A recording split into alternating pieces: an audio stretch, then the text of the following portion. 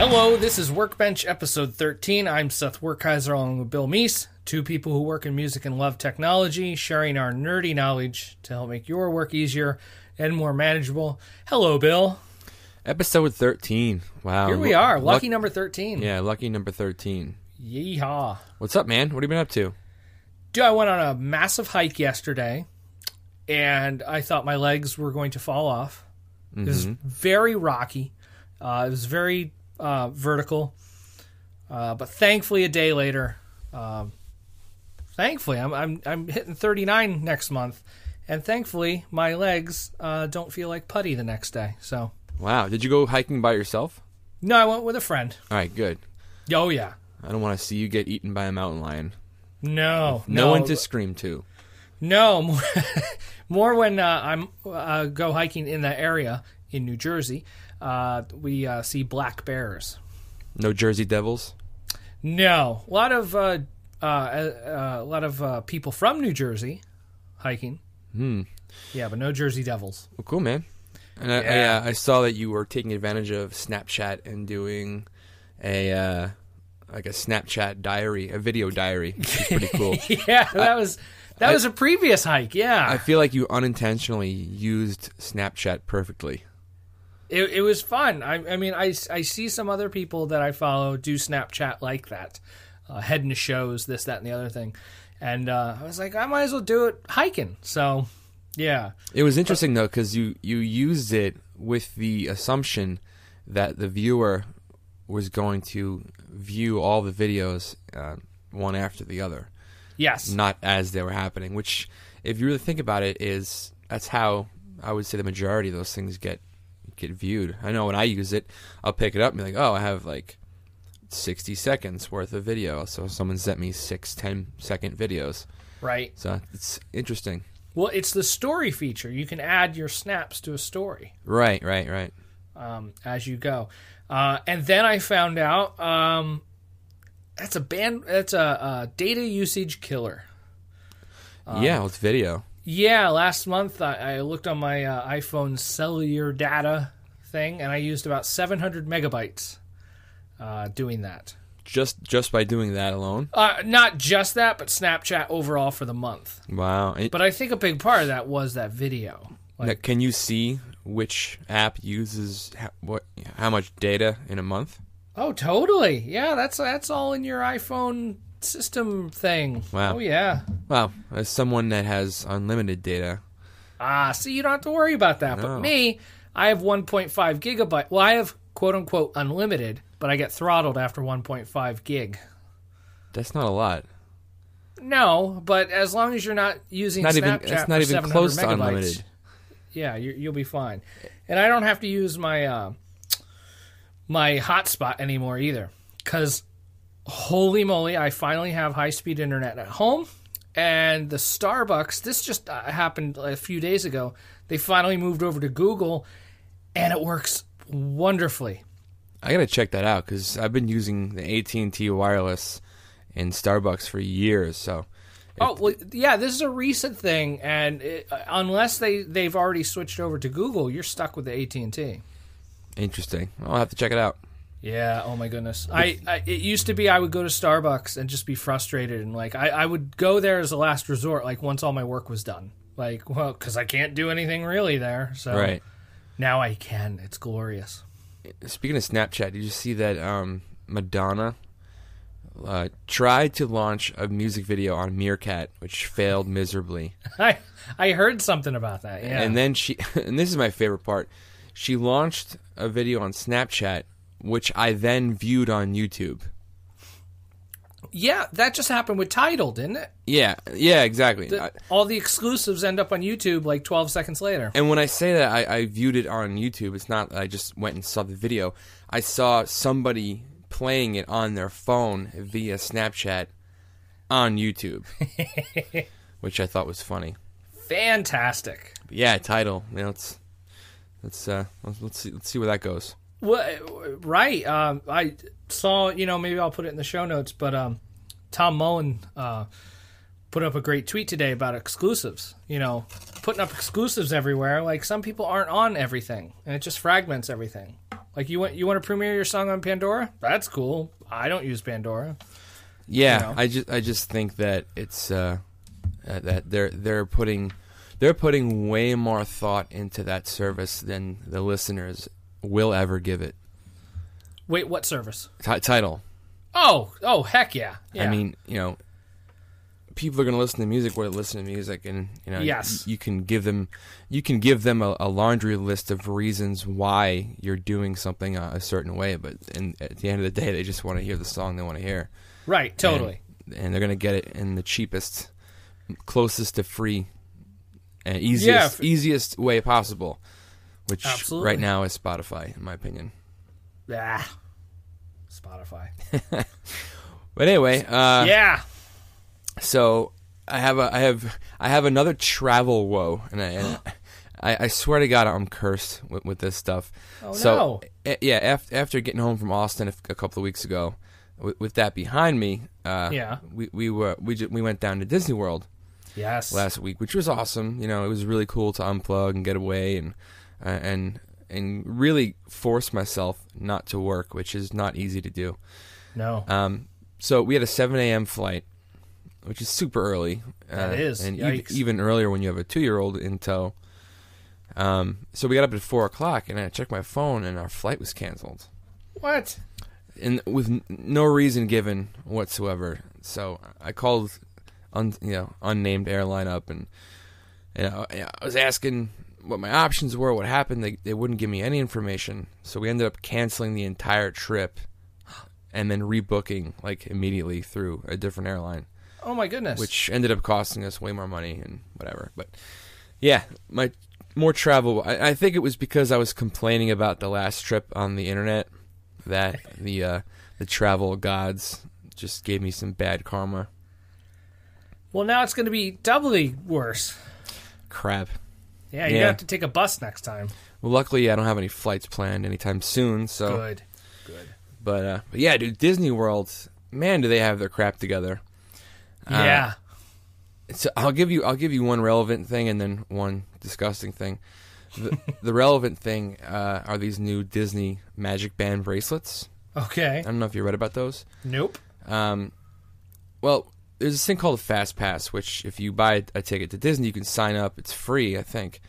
And the Fast Pass gets you to the front of the line, which isn't really the front of the line. It's just a separate line, to 3 lines in one day. Okay. Now keep in mind, I hadn't been to Disney in a long time, and there's minimum hour wait on some of these rides. Wow. Which is just intense. And you're spending half of your day waiting online, whether it's for a ride or food. It's kind of nuts. So the Fast Pass enables you to get onto a different line, which is much shorter. So we had that, but we didn't have these magic bands. But I saw people with them, and I'm like, what is that? So I did some research, and they're more they're more part of a complete Disney vacation package. We just we stayed in Tampa, drove over today, and that was it. But Yeah. some people get hotels and they stay at the Disney resorts and they do these all-inclusive kind of things. And these bracelets do a variety of things. So check this out. And when I say bracelets, it looks like a Fitbit or like a Jawbone. Okay. And what you do is you just swipe it up against a terminal, whether it's at the front of the Disney ride or other things. It enables you to access certain things, such as unlocking the door of your Disney resort hotel room. That's Okay. pretty cool. Enter the theme parks, obviously with valid admission. Sure. You can use it as Fast Pass, which I just mentioned. You can actually connect Disney PhotoPass images to your account through your bracelet somehow. I'm just reading off a list of features. And you can actually charge food and merchandise purchases to your hotel room on your bracelet, Wow. which is kind of like Apple Pay, but with your bracelet. Yeah. It's pretty cool. That's great. Yeah. Took a lot of photos. Yeah. I bet. Yeah, and I gotta say, man, that Carousel app that Dropbox makes Yeah. is really, really crucial. Yep. Because, I have, I don't know, 6, 7, 8 gigs in my Dropbox right now. Maybe it's more, I don't know. But right there was 5 extra gigs, minus whatever you had in there, of Yep. extra storage. So what I did every day is I would just dump my photos and videos into Carousel, which automatically uploads to Dropbox. Yeah. Well, once you're on Wi-Fi, right? Yeah. Yeah. And then just delete those off my phone, and then Yep. back out the next day on vacation with the kid, and I can take another 2-3 gigs of photos and videos and not really have to worry about it. Right. Totally cool. Yep. So what about you, man? You gonna get that Apple Watch or no? No, I'm not. I only bring it up because yesterday was the pre-order day. Yeah, now they're like all sold out and only available till June. Shocking. Yeah. Totally surprising. Yeah, all the pundits. Oh, Apple Watch is stupid. No one will buy it. Yeah, they did. Well, I will say this: I have no intentions of buying one. I don't find I have a need for one. Really, could care less. I'm interested to see where it goes, what it does, sure, but I'm not gonna be getting one anytime soon. That said, I said the exact same thing about the iPad. Yeah, I was just thinking that as we were talking about that. Because I said the same thing, then you got one, then I held it in my hand, and it was like, oh, I could probably use one of these. Yeah, that's pretty cool. Yeah, exactly. So, yeah, I was just on the Apple Store. I was looking for a case for my MacBook Air. And, of course, I looked over at the watches, and, yeah, the one I was looking at, kind of, like, it was $399. Oh, it's just bonkers, so... But like any Apple product, any Apple fanboy, if you want it bad enough, you'll make it happen. So, yeah, and I'm just waiting to see how it all rolls out. And yes, I'll let the rest of the world be my guinea pig, and let someone show it to me first, and yeah, I'm actually interested to see how developers connect it, in ways that Apple may not have anticipated. Right, because that's when you really start to get. The cool stories and the cool features rolling out is when, because we all know that Apple had no idea what the iPhone was going to do.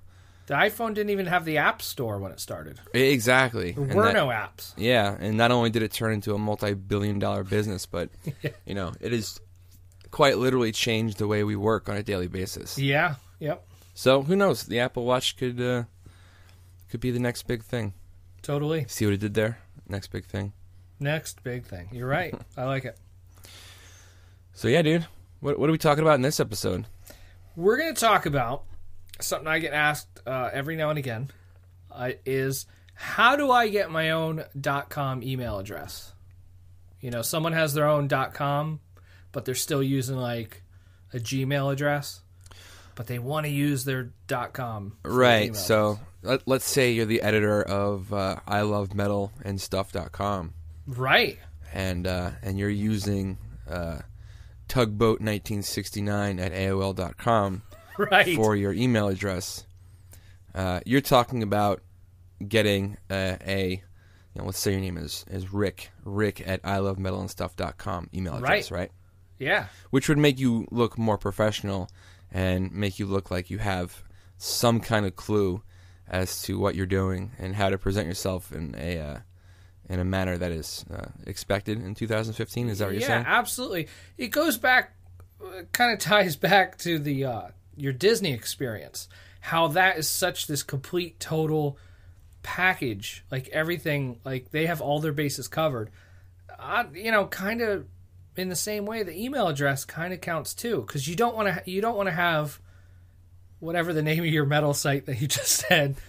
I love metalstuff.com, right? Right. You want the .com. You want it to be that .com. Yeah, or any domain suffix like .tv or right. Sure. .awesome. Sure. So the next part of that, yeah, exactly. You don't want to have that .com website and your email address is Viking skull at yahoo.com. So that's awesome. But speaking of the Disney again, I forgot to tell you my disgusting example. Oh, do tell. And the fact that they have their crap together. Yeah. So I'm walking around with my family, and we're trying to find a place to have lunch. And we go to the area by the Carousel where there's a bunch of restaurants. And I look over, and there's like a paramedic team on the ground working on some big dude. Oh, boy. And he had his shirt up. He had all these wires hanging out. I didn't know what was wrong with him. I was trying to stay away from him. I didn't really don't want to get too involved. Sure. But then I heard the sounds of someone expelling their lunch orally. Sure. And the paramedic whips out this, like, and I don't know what it's called, but it's a puke catcher. No. And to paint a picture, it looks like an oil change funnel. Yeah. With a really large large funnel opening. Yeah. Into a hose that goes into this like bag. And as I'm watching this guy puke his brains out, assuming he was just dehydrated or something. Sure. But it was into such a contraption that was so well thought out and so well designed that, you know, you could puke anywhere and it'd be totally sanitary. Yeah. It's like, when I looked at it, I was like, wow, that's like a high-tech sick bag on an airplane. Right. Anyway, it made me think, like, wow, Disney really has everybody's They thought covered. of it all, yeah. So when you don't said want to that, be so when standing in line for food and see someone yak on the ground. No, Like, maybe I'm not going to get the French fries now. Right. You'd much rather see them yak into a Johnny Ive kind of puke bag. The Dyson puke bag. It exactly. It was the Vortex. It was the Dyson of puke bags. Right. And so then you said, give me the jumbo fries. You know? Right, yeah. I probably ordered less than I would have. But Okay. But anyway, when you said that Disney had all their bases covered, it reminded me I didn't talk about my gross story. Right. Well, exactly. And an AOL.com email address for your thing, for your business, is kind of gross. Yeah. You know, I hate to even have to say that these days, but you know, not everybody knows that is, you know, that is deemed unprofessional at this point. I would even say even a Gmail address is a little unprofessional. Like, you know, say you're dealing with like a lawyer or something, and you know, his email address is, or her email address is, you know, horserider@gmail.com. It's like, no, I mean, you know, use that for your personal stuff, and if you have a business, just, you know, do yourself a favor and get a domain-centered email address, and you can go into how they can do that, because it's way easier than people think it is. Yeah, totally. Yeah, the thing is, if you've already bought your domain name, 9 times out of 10, that domain place where you bought it is going to also offer you email, because they know people want it and they can make money from it, so they charge you for it. So a site like a popular one like GoDaddy, you can get email through them for $4 a month.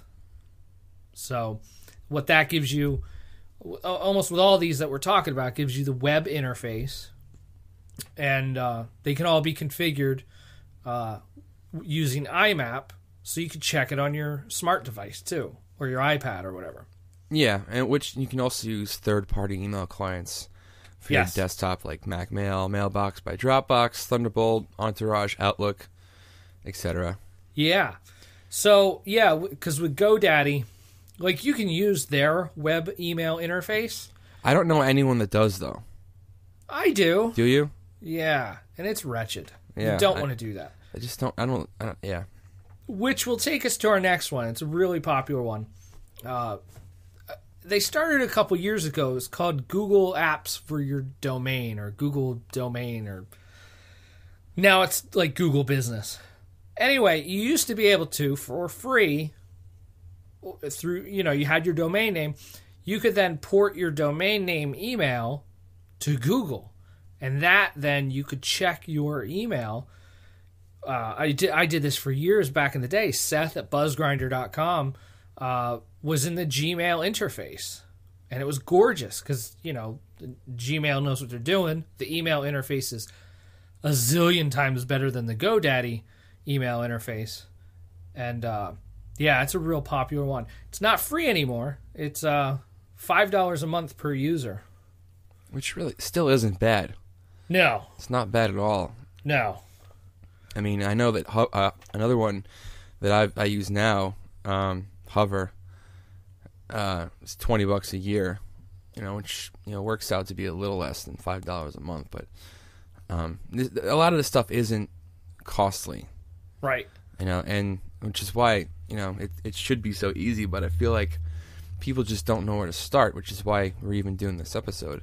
Right, exactly. Where you bought your domain name is where to start. Right. Just go back to that website with your username and password, which hopefully by now you're using and storing that in 1Password.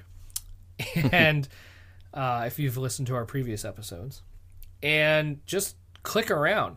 And the awesome thing is too is if you're into it, pick up the phone and call them, because they want your business and they'll answer all your questions about the scary stuff about it. And they'll walk you through the setup too. I mean, yeah, especially Hover. Hover's customer service is pretty top notch. Yes. Hover. Go ahead. No, I'm going to say a lot of these mailboxes vary in storage. Yes. The biggest example difference is between is GoDaddy offering the terabyte, or is it Google? I'm not sure who has the terabyte. Well, I think it's GoDaddy. Okay. Correct me if I'm wrong, listeners. Sure. But for example, they're offering a terabyte of storage, whereas Hover is offering 10 gigs. Now, 10 gigs is still pretty big for an email, but a terabyte is just ridiculous. Of course, yeah. Like, unless you're emailing gigantic files, you will never. Yeah. I mean, I know it's stupid to say, oh, you'll never fill up that floppy disk, but because we used to say that, but you obviously can now. Like, it's only a matter of time before a terabyte will seem as small as a floppy disk. But anyway, the difference in storage between these services can vary. Right, totally. The one I use big time now is Fastmail. Is in that, because that can manage your domain emails as well. So I host, all my domain names are bought through Hover, and that gets, I do some behind the scenes tweaks, and that points then to Fastmail. And the neat thing with Fastmail is I can have as many domain names over there as I want, and it's Fastmail's $40 a year for that, which is fantastic because, like I said, unlimited domains. If you use Google Apps, you got to pay for each domain, whereas with Fastmail at $40 a year, I have Seth at Skull Toaster, I have SethW at SethW.com. We have the Workbench email on it. Like, it's pretty fantastic.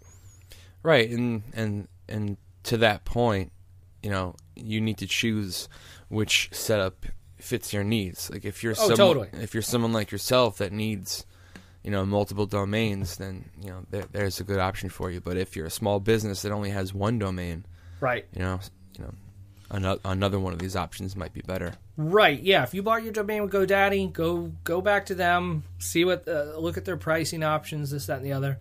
Might be perfect for you. And get yourself you at metalzonerocks.net. So. And some of these offer things outside of email too. They'll offer a calendar. Yep. Calendar syncing, which is pretty important if you're a small business and you're working with a team of employees, and yep. Because once you set up a calendar, DAV or DAV, that will serve as your company calendar, which will then get used in other people's third-party calendar apps, like the ones we've talked about in previous episodes, like Google Calendar, Fantastical, Sunrise, you name it. It all starts with doing this to set up that home base, so to speak. Yeah.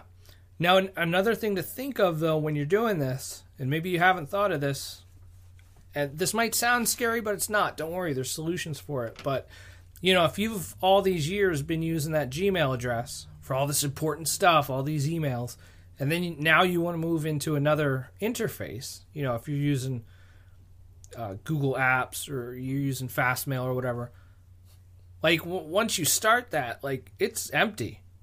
All those old emails that you might have used as archives, or you have your old passwords and stuff over there, A lot of these services provide import services. They'll actually port all those emails into your new email account. Yeah, especially if you're choosing IMAP, for sure. Yeah. I recently did that because I moved from Google Apps to Fastmail, and they had a fantastic IMAP moving thing service that I could just put in my Seth at Skull Toaster credentials, and it moved all my emails off of Google Gmail kind of thing and put them all into Fastmail. Right. It's pretty awesome. Yeah, you don't want to lose those emails. No. So that's kind of it. I mean, Yeah. I don't want to dive in too deep because, you can easily get into the weeds or down a rabbit hole with this kind of stuff. And, the whole purpose of this episode is to show people how they can easily set up an email address through their domain purchase a hosting service. So yeah, if you're a small business or you're an entrepreneur or anyone that has a website that sells or showcases anything that you're doing, make sure you get an email address to that domain name, whether it's info at whatever, right, hello at whatever, like we have, or your name, etc. Yeah, and super duper. If you don't have a domain, consider using Hover. Yeah, Hover.com. That's definitely my favorite. My favorite too. Moving them all there. Yep. Even specifically for their customer service, it's amazing. Yes. Yep. Great company. So yeah. Well, that is our show. That sure is. Visit us at workbenchpodcast.com for links to everything we talked about in this episode and so much more. Yeah, and if you're subscribed to us on iTunes, please consider giving us a review on there. It sure helps us get noticed and picked up on that service and other podcast players. Podcast catchers. And for questions, podcast catchers, yes. For questions and comments, you can find either of us on Twitter. Yep. Seth is at Seth W, and I am at Bill Meese. Or you can email us at hello@workbenchpodcast.com. I have a feeling there's more than one thing we may have misrepresented or gotten incorrect on this episode, so please call us out. Tell us what we did wrong. All good. Hey, Seth. Yo. Later, bud. See you later, man.